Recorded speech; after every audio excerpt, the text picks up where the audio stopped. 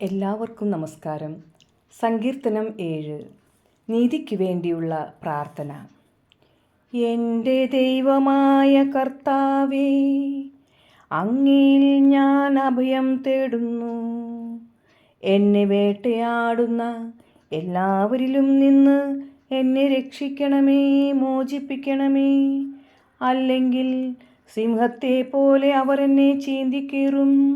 ആരും രക്ഷിക്കാനില്ലാത്ത എന്നെ വലിച്ചിഴയ്ക്കും.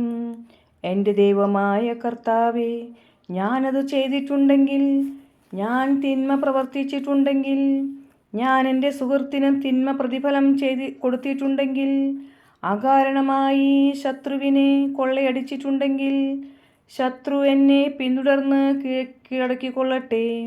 എൻ്റെ ജീവനെ നിലത്തിട്ടു ചവിട്ടിമെതിക്കട്ടെ, പ്രാണനെ പൂഴിയിൽ ആഴ്ത്തിക്കൊള്ളട്ടെ. കർത്താവേ, കോപത്തോടെ എഴുന്നേൽക്കണമേ. എൻ്റെ ശത്രുക്കളുടെ ക്രോധത്തെ നേരിടാൻ എഴുന്നേൽക്കണമേ. ദൈവമേ, ഉണരണമേ. അവിടുന്ന് ഒരു ന്യായവിധി നിശ്ചയിച്ചിട്ടുണ്ടല്ലോ. ജനതകൾ അങ്ങയുടെ ചുറ്റും സമ്മേളിക്കട്ടെ. അവർക്ക് മുകളിൽ ഉയർന്ന സിംഹാസനത്തിൽ അവിടുന്ന് ഉപവിഷ്ടനാകണമേ. കർത്താവ് ജനതകളെ വിധിക്കുന്നു. കർത്താവേ, എൻ്റെ നീതിനിഷ്ഠയ്ക്കും സത്യസന്ധതയ്ക്കും ഒത്തവിധം എന്നെ വിധിക്കണമേ. മനസ്സുകളെയും ഹൃദയങ്ങളെയും പരിശോധിക്കുന്നവനെ, ദുഷ്ടരുടെ തിന്മയ്ക്ക് അറുതി വരുത്തുകയും നീതിമാന്മാർക്ക് പ്രതിഷ്ഠ നൽകുകയും ചെയ്യണമേ. ഹൃദയ നിഷ്കളങ്കതയുള്ളവരെ രക്ഷിക്കുന്ന ദൈവമാണ് എൻ്റെ പരിച.